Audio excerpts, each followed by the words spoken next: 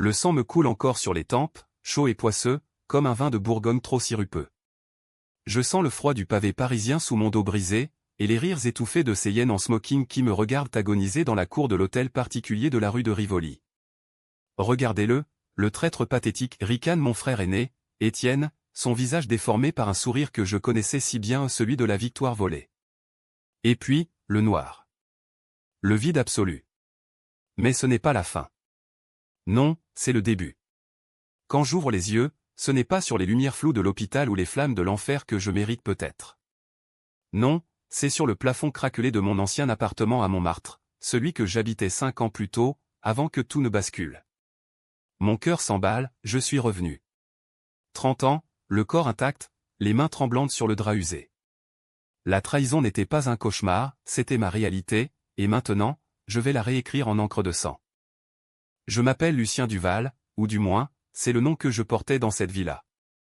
Fils cadet d'une famille de banquiers parisiens, les Duval, dont les racines plongent dans les méandres financiers de la belle époque. Mon père, Henri, était un titan impitoyable, un homme qui collectionnait les Vermeers comme on amasse des dettes sur les épaules des autres.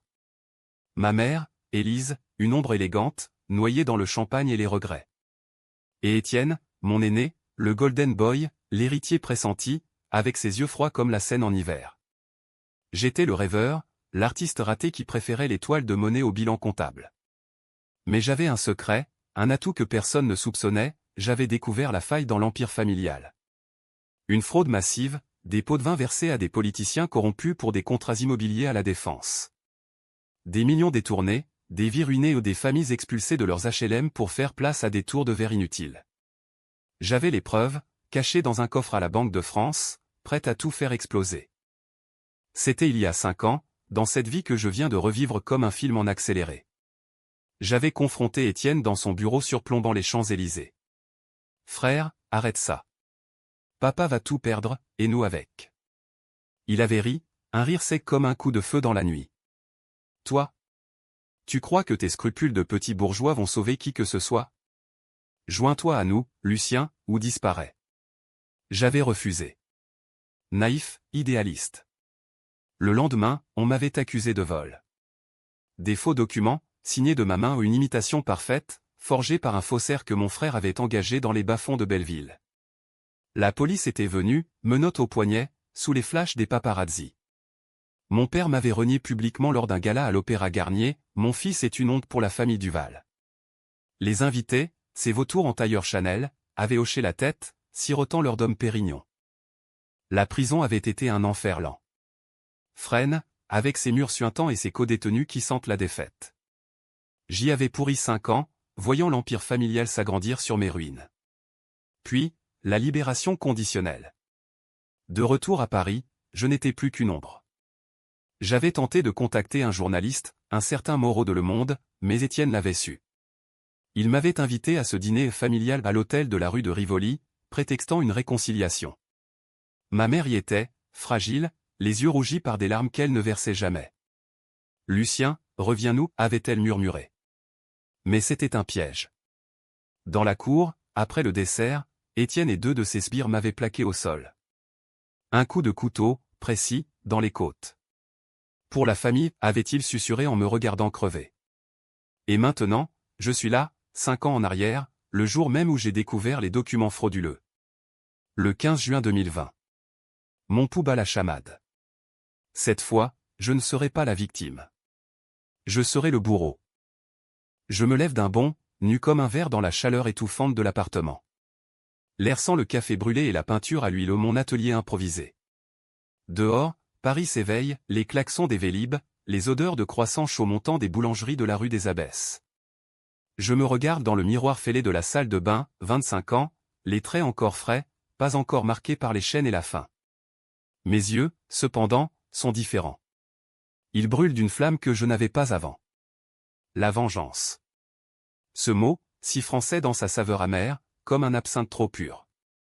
Je sais exactement où commencer. Le coffre à la banque, bien sûr, mais d'abord, je dois me fondre dans la peau de l'ancien Lucien le faible, l'innocent pour ne pas alerter les loups. Je m'habille rapidement, chemise blanche impeccable, pantalon slim noir, une cravate fine pour l'apparence. Mon téléphone vibre un message d'Étienne, petit-déj chez papa ce matin. Il veut te voir. Parfait. Le piège se referme déjà, mais cette fois, j'ai l'avantage du temps. Je descends les escaliers grinçants, ignorant les chats errants qui miaulent dans la cour. Le métro me dépose à Franklin des Roosevelt, et je marche vers l'hôtel particulier des Duval, ce monstre de pierre haussmannienne qui avale les âmes comme un ogre. La concierge, Madame Bertrand, me salue d'un clin d'œil complice, Monsieur Lucien, toujours si pressé. Si elle savait. À l'intérieur, l'air est lourd de parfums et de mensonges. Ma mère est dans le salon, haranguant des roses thé sur la table en acajou. Elle a l'air si jeune encore, sans les rides de chagrin que je lui ai vues dans l'autre vie. Mon chéri, dit-elle en m'embrassant les joues. Son baiser est froid, comme toujours une barrière invisible contre l'affection. Étienne est là, adossé à la cheminée, un café à la main. Frangin, tu as une mine épouvantable. Mauvaise nuit. Son sourire est un scalpel. Je souris en retour, mais intérieurement, je grave son visage dans ma mémoire, les pommettes hautes, le nez aquilin hérité de notre grand-père, le collaborateur pendant la guerre. Juste un cauchemar, Étienne. Rien de grave. Nous nous asseyons pour le petit déjeuner, pain au chocolat, confiture de figues, et le silence pesant de la famille. Papa arrive en retard, comme à son habitude, son costume sur mesure froissé par une nuit au casino de Deauville. Lucien, mon garçon.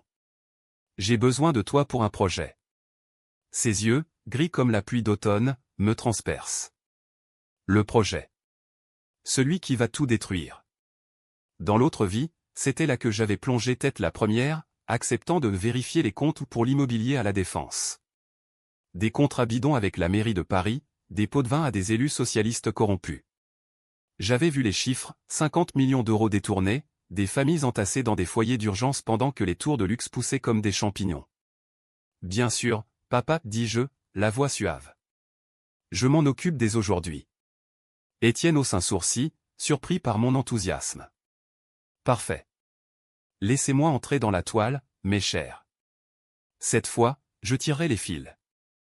Après le repas, je me retire dans la bibliothèque ce sanctuaire de cuir et de secrets, avec ses rayonnages remplis de Balzac et de Stendhal, ironiquement. J'ouvre l'ordinateur de papa, mot de passe inchangé, Duval Empire 1940, un clin d'œil à l'occupation, comme si l'histoire n'avait rien appris. Les fichiers sont là, cryptés mais pas assez pour moi, qui ai passé des nuits en cellule à décoder des énigmes pour survivre. Je télécharge tout sur une clé USB discrète, cachée dans ma chaussette. Les preuves, transfert bancaire vers des comptes offshore au Caïmans, email codé avec le maire adjoint, photo de valise d'argent remise dans un parking souterrain de Pigalle. Mon estomac se noue. Dans l'autre vie, j'avais voulu les détruire pour sauver la famille. Stupide. La famille n'existait plus depuis longtemps. Dehors, Paris pulse, les touristes japonais devant le Sacré-Cœur, les SDF sous les ponts de la Seine. Je marche vite vers la Banque de France, rue de la Vrillière. Le coffre est à mon nom, un cadeau de papa pour mes projets artistiques. Ironie du sort. À l'intérieur, un dossier papier, jauni, avec les contrats originaux. Je les joins à la clé. Maintenant, le plan. Pas de précipitation. La vengeance doit être un opéra, lent, dramatique, avec des airs qui font saigner les cœurs. Première étape, infiltrer plus profond. Je dois devenir indispensable à Étienne, gagner sa confiance pour qu'il baisse la garde. Deuxième, contacter discrètement un avocat, un vrai, pas comme celui qui m'a vendu en prison. Troisième, préparer le twist, celui qui les fera hurler. Le soir tombe sur mon martre, et je suis de retour dans mon appartement. J'ouvre une bouteille de Bordeaux, mais je ne bois pas. Pas encore. Je m'assois à mon chevalet, pinceau en main, et je peins un portrait d'Étienne, mais pas comme il se voit. Ses yeux, injectés de sang, une couronne d'épines autour de la tête, des serpents sortant de sa bouche. C'est libérateur. Dans le miroir, mon reflet sourit pour la première fois depuis mon retour. Lucien 2.0. Le vengeur. Demain, je commence le jeu. Et Paris, ma belle, ma traîtresse, sera le théâtre de notre chute collective. Mais au fond de moi, une voix murmure, et si c'était trop? Si la soif de sang me consumait avant eux? Je chasse l'idée. Non. Ils m'ont tué une fois. Cette fois, c'est leur tour de renaître. En enfer. Les jours suivants se déroulent comme un ballet macabre, chorégraphié par ma mémoire impitoyable. Je plonge dans les projets de papa avec une ferveur feinte qui les désarme tous. Étienne me convie à des réunions dans son bureau de la Défense, ces tours de verre qui percent le ciel comme des lames. « Tu as du flair, petit frère, dit-il un après-midi, en me tapotant l'épaule, un geste qui, dans l'autre vie, précédait toujours une trahison. Nous examinons les plans, un nouveau complexe résidentiel, les jardins d'Arcadie, censé être un havre pour les classes moyennes. Mensonge. C'est un piège à loyers exorbitants, financé par des prêts usuraires et des subventions détournées. Je hoche la tête, pose des questions innocentes, et les familles déplacées? On a un plan de relogement? Il rit. Relogement? Ils iront dans les banlieues, à Saint-Denis ou ailleurs. Problème réglé. Son cynisme est un poison sucré. Je note tout, enregistre discrètement sur mon téléphone un modèle bas de gamme pour ne pas éveiller les soupçons. Ma mère, elle, sent quelque chose. Lors d'un thé au Ritz, sous les lustres en cristal qui pleurent des larmes de lumière, elle me prend la main. Lucien, tu as changé. Tes yeux. Ils sont si durs. Je souris, caresse ses doigts ornés de diamants hérités d'une grand-mère résistante. Juste la vie, maman.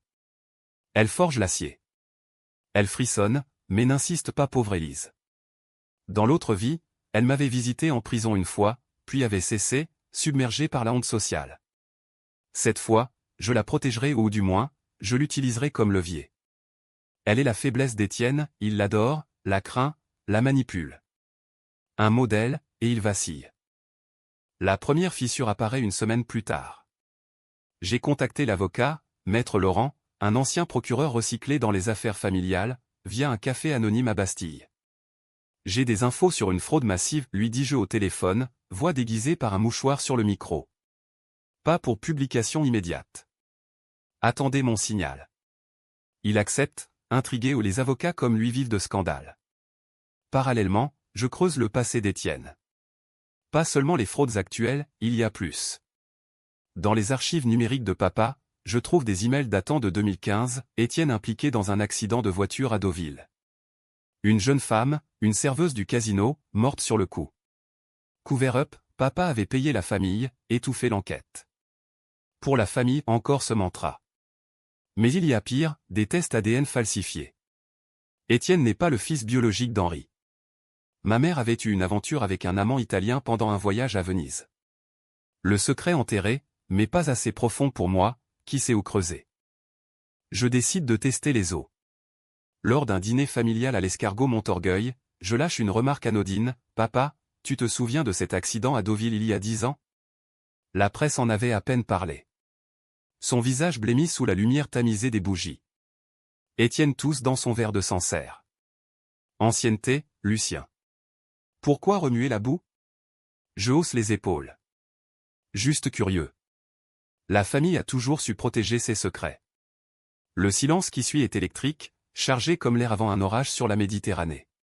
Plus tard, seul dans ma chambre d'hôtel où j'ai déménagé pour me concentrer sur le travail, je ris. La peur est plantée. Semence de doute.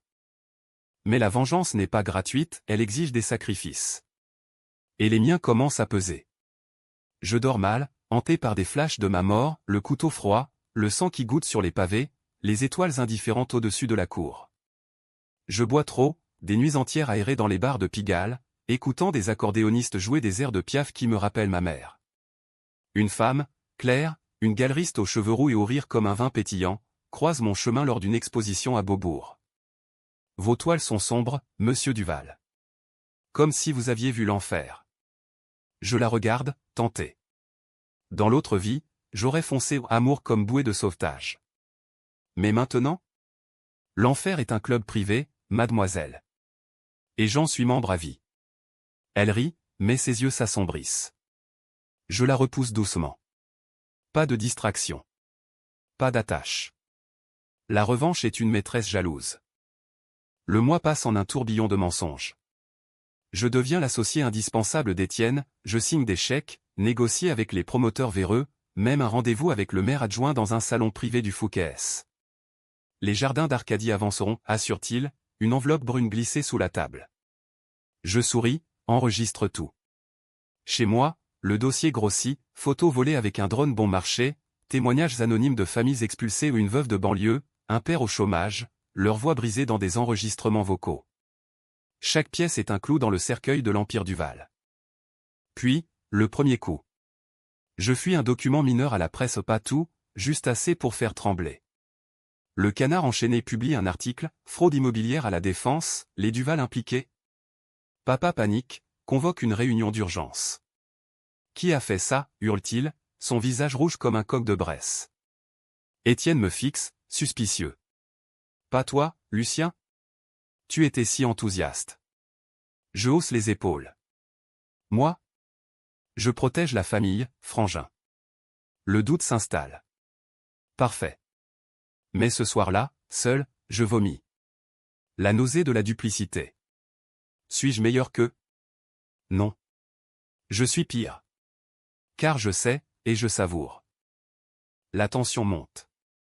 Ma mère me confie un soir, lors d'une promenade le long de la Seine, ton frère. Il n'est pas comme nous. Il a hérité du sang noir de ton grand-père.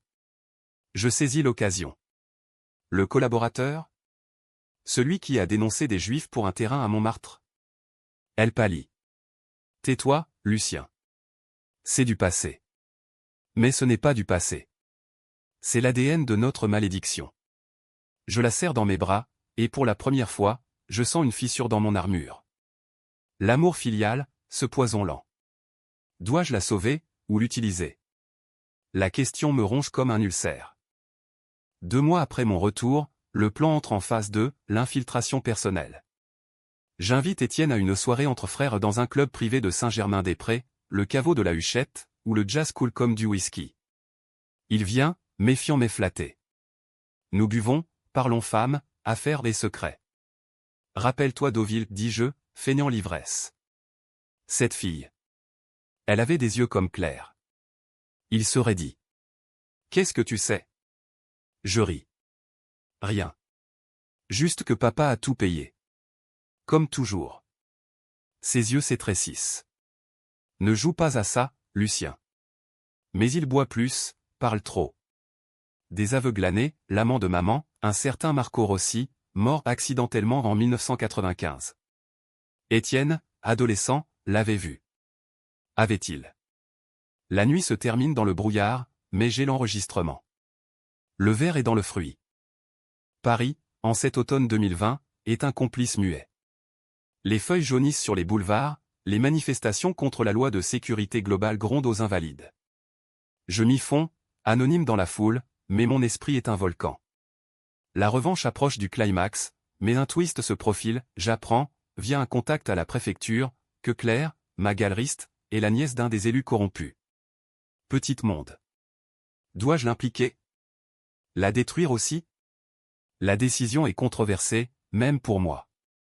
Elle m'a offert une toile vierge un soir, pour exorciser tes démons. J'ai failli craquer. Mais non. La vengeance d'abord. L'hiver s'installe sur Paris comme un manteau de deuil, la neige rare saupoudrant les toits de zinc d'un voile illusoire de pureté. Mon appartement à Montmartre devient un bunker, dossiers empilés, écrans multiples piratés pour surveiller les Duval.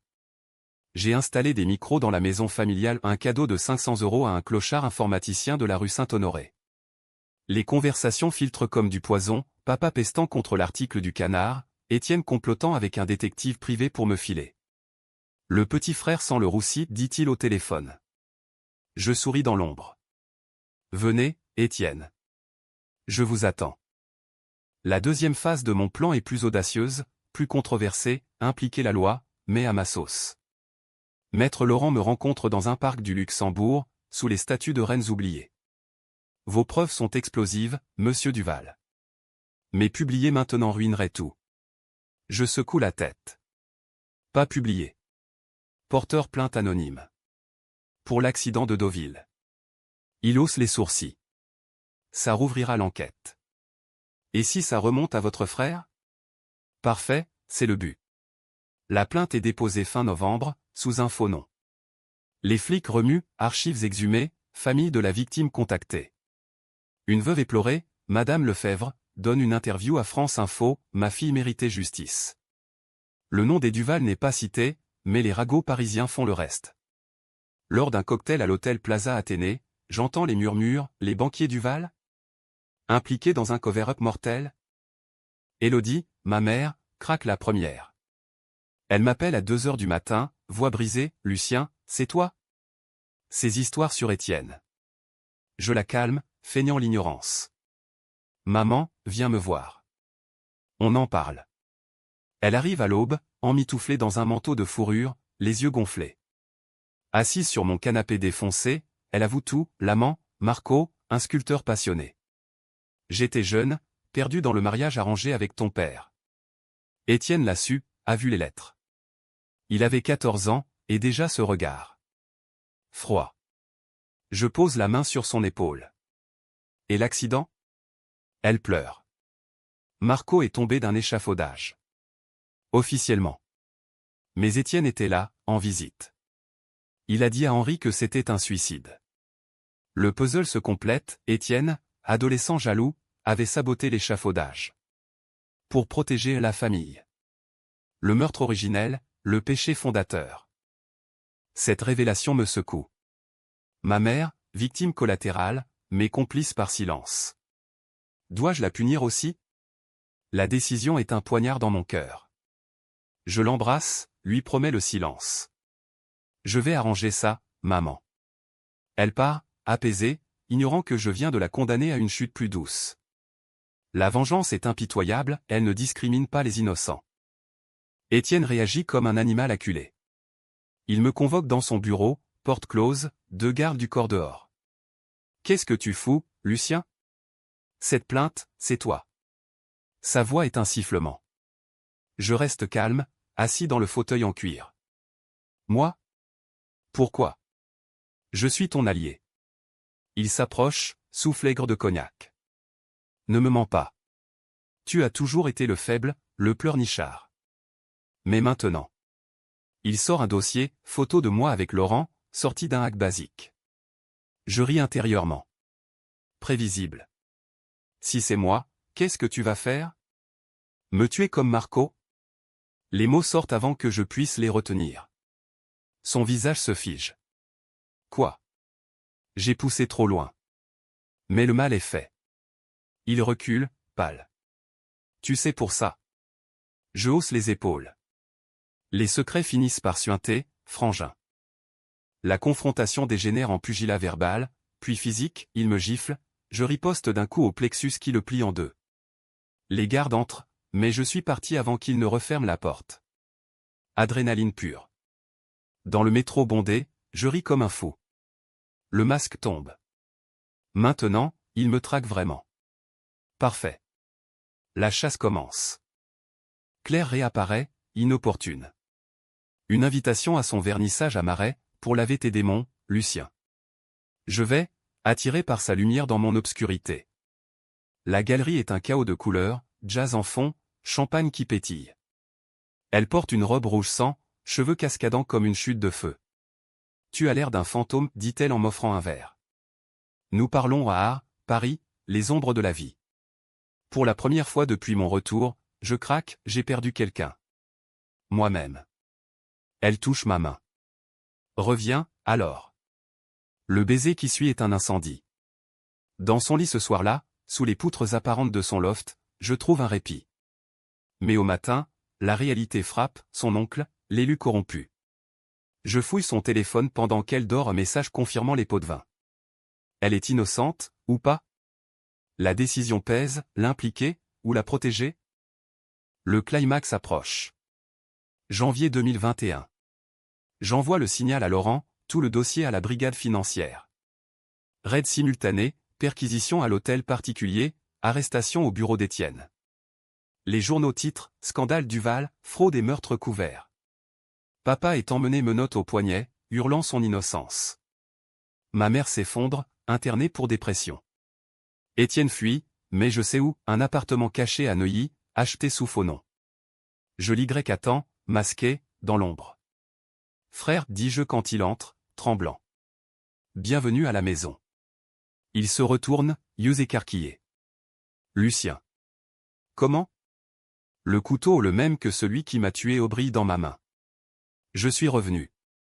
Pour équilibrer les comptes. La lame s'enfonce lentement, twistée. Pas de mort rapide. Il hurle, supplie, pour la famille. Je ris. La famille est morte avec Marco. Mais alors, le twist, la porte s'ouvre. Claire, alertée par un message anonyme, le mien? Non, le sien. Elle tient un flingue, hérité de son oncle.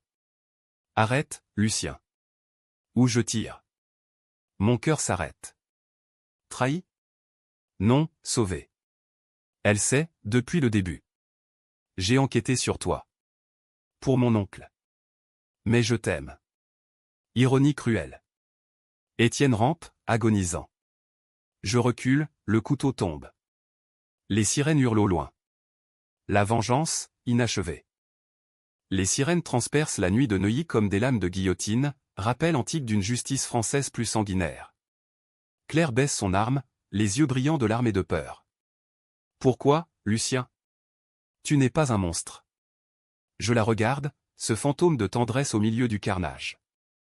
Étienne gît à nos pieds, une flaque sombre s'élargissant sous lui, son souffle rauque comme un râle de fin d'acte. Parce qu'il m'a tué, murmurai-je, la voix brisée par l'absurdité de ma confession. Elle secoue la tête. Quoi? Pas le temps. Les phares balaient la rue, les cris des flics se rapprochent. Je saisis son bras. Viens. On s'explique plus tard.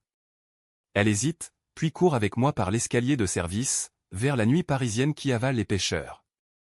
Nous fuyons en voiture volée ou une Renault banalisée garée en double fil, direction les catacombes, ce labyrinthe osseux sous la ville que je connais par cœur depuis mes nuits d'insomnie post-trahison. Paris, ma complice, nous cache, ruelles sombres du 16e, puis tunnels oubliés près du cimetière de Montparnasse. Claire conduit, main tremblante sur le volant. Parle-moi. Tout. Je cède, le poids trop lourd. Le retour, la mort, la vengeance planifiée comme un roman de Zola Germinal meets la comédie humaine. Elle écoute, horrifiée. Tu es fou. Francine? C'est du délire. Mais ses yeux trahissent le doute ou l'amour aveugle. Et ton oncle, demandai-je. Elle soupire. Il est coupable, oui. Mais pas toi. Arrête ça, Lucien. Rends-toi. Non. La machine est lancée. Le matin, les nouvelles explosent, Étienne arrêté in extremis par les ambulanciers, papa en garde à vue, l'Empire du Val en ruine. Ma mère, sortie de clinique, donne une interview larmoyante à Paris Match, mon fils cadet. Il savait. Elle me désigne, indirectement. Les vautours tournoient, journalistes à ma porte, drone survolant Montmartre. Je disparais avec Claire dans un squat d'artistes à Belleville, un ancien entrepôt transformé en utopie bohème. Là, entre graffitis et toiles inachevées, nous complotons ou plutôt, je complote, elle proteste. C'est controversé, Lucien. Tu es ton frère? Même s'il le méritait, ça fait de toi un assassin. Je ris amer. La France adore les assassins romantiques. Pense à Landru, ou à Mesrine. Elle fronce les sourcils. Pas romantique. Tragique. Les jours se muent en semaines de cache-cache. J'utilise mes contacts, le clochard informaticien pour des faux papiers, Laurent pour des updates légaux. Étienne survit, paralysé, en soins intensifs à l'hôpital Necker. Les charges s'accumulent, fraude, homicide involontaire pour Deauville, complicité dans la mort de Marco. Papa craque lors de l'interrogatoire, avoue tout pour un deal, 20 ans ferme. Ma mère divorce, vend l'hôtel particulier aux enchères, un scandale en soi, avec des reliques familiales bradées comme des bibelots. Elle m'appelle, où es-tu, mon fils? Reviens. Sa voix est un fil tendu entre nous. Je raccroche, le cœur serré. Sacrifice numéro 2, l'aimer de loin. Mais le twist final se profile, plus vicieux que je l'imaginais. Claire, ma bouée, cache un secret, enceinte. 3 mois, découvert lors d'une visite clandestine chez un médecin complice. Ton enfant, dit-elle, main sur son ventre. Joie et terreur mêlées. Dans l'autre vie, j'étais stérile aux séquelles de la prison, malnutrition. Ironie, la Renaissance m'offre une lignée. Mais avec ça, la peur. Je ne veux pas élever un monstre, avoue-t-elle. La décision est là, controversée au possible, abandonner la vengeance pour elle? ou l'achever, risquant tout? Je choisis le milieu, le coup final, puis la fuite. Avril 2021. Le procès Duval s'ouvre au palais de justice, une cathédrale de marbre froid où les accusés entrent comme des damnés. Je m'y glisse, déguisé en journaliste freelance, badge volé. La salle est pleine, famille ruinée en témoin, caméra de BFM en embuscade. Étienne, en fauteuil roulant, ressemble à un spectre au tube et monitore le reliant à la vie comme des chaînes. Papa, voûté, plaide la senilité. Ma mère, voilée de noir, témoigne, Étienne. Il a toujours été possessif. Pour Marco, je crois qu'il a. Le silence tombe. Le procureur bondit, à quoi? Elles fond en larmes. Saboté. La salle explose. Étienne hurle, menteuse. Mais c'est fini. Coupable. Mon moment arrive pendant la pause. Je m'approche d'Étienne dans le couloir gardé, feignant l'empathie fraternelle. Frangin. Il lève les yeux, haine pure. Toi. C'était toi, depuis le début. Je hoche la tête. Renaître pour te voir tomber. Adieu. Le poison ou une dose de colchicine dans son cathéter, subtil, indétectable comme un infarctus. Il convulse, s'effondre. Chaos, garde, médecin, flash. Je disparais dans la foule. Dehors, la scène coule indifférente, pont comme des veuves en deuil. Claire m'attend dans une voiture de location, valise prête. C'est fait? Je hoche. Oui. On part. Vers le sud, peut-être Nice, ou l'Italie ou Venise, ironiquement. Mais en chemin, le doute, suis-je vengé, ou maudit? L'enfant grandira sans l'ombre des Duval. Espoir, ou illusion? L'exil commence sous un ciel provençal clément, loin des brumes de Paris qui s'accrochent comme des regrets. Nous nous installons dans une masse isolée près d'Aix-en-Provence, achetée cash via un prête-nom au reliquat des économies de ma première vie, blanchie par Laurent. Claire, le ventre arrondi, trouve la paix dans les marchés aux herbes et les promenades sous les platanes centenaires. Moi? Je peins à nouveau, mais mes toiles sont des exorcismes, la tour Eiffel en feu, la Seine rougie de sang, des portraits d'Étienne agonisant sous des masques de carnaval. C'est thérapeutique, dit-elle en caressant mon dos. Mais la nuit, les cauchemars reviennent, non plus ma mort, mais la sienne, Étienne me suppliant, Claire tirant la détente. Les nouvelles de Paris filtrent comme un écho distant. Étienne meurt officiellement d'une complication cardiaque pendant le procès au Montpoison, invisible. Papa, condamné à 15 ans, se suicide en cellule avec une lame de rasoir, laissant une note, pour la famille, pardon. Ma mère vend tout, s'installe dans un couvent à Lourdes, cherchant absolution dans les grottes humides. Les Duval sont effacés, banque saisie, scandale en boucle sur CNews, familles expulsées indemnisées par un fonds judiciaire. Justice, ou vengeance? Les frontières s'estompent. Claire accouche en septembre, sous un soleil de plomb, un garçon, prénommé Adrien, hommage à un oncle imaginaire, pur. Ses yeux, verts comme les miens, me fixent avec une innocence qui me terrifie.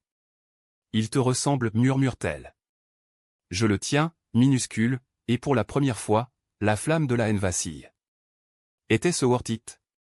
La trahison effacée, mais à quel prix? Les nuits, je marche dans les vignes, absinthe en main, revivant les hooks de ma renaissance, le sang, le rire d'Étienne, le réveil dans le passé. Trincine n'est pas un don, c'est une malédiction, un Sisyphe éternel poussant son rocher de rancune. Un an passe. Adrien grandit, Claire expose mes toiles à Avignon anonyme, signé elle. Renaud. Succès modeste, paix fragile. Mais le passé frappe à la porte, un détective, envoyé par des créanciers résiduels des Duval. Monsieur Duval? On sait qui vous êtes. Course-poursuite dans les collines, fusillade près d'un olivier millénaire. Claire blessée, égratignure au bras. Adrien hurle dans la poussette. Dans le chaos, je tue l'homme balle dans la tempe, comme un écho de ma propre faim. Claire me regarde, horrifiée, assez. Tu recreuses le puits. Elle part, emmenant l'enfant, vers un avenir sans moi. Reviens quand tu seras guéri. Seul, je retourne à Paris, ironie fatale. La ville m'accueille comme une amante perfide, pluie d'automne, feuilles mortes sur les grands boulevards. Je loue un garni à Barbès, sombre et anonyme. Les journaux parlent d'un fantôme Duval, rumeur de survie, théorie conspirationniste sur X, l'ancien Twitter. Ma mère me contacte, via un moine, ton fils. Il a tes yeux. Viens. Mais non. Le cycle recommence? Non. J'ai appris. Le climax final est introspectif, controversé, le suicide, ou la rédemption? Je marche vers la scène, pont des arts, cadenas d'amour brisé. Dans ma poche, les preuves restantes pour les détruire, ou les donner? Un appel, clair. Adrien demande son papa. La voix brisée. Je choisis. Pas la mort, mais la vie. Je rends les derniers documents à Laurent, publiez tout. Pour les victimes. Scandale final, mais propre.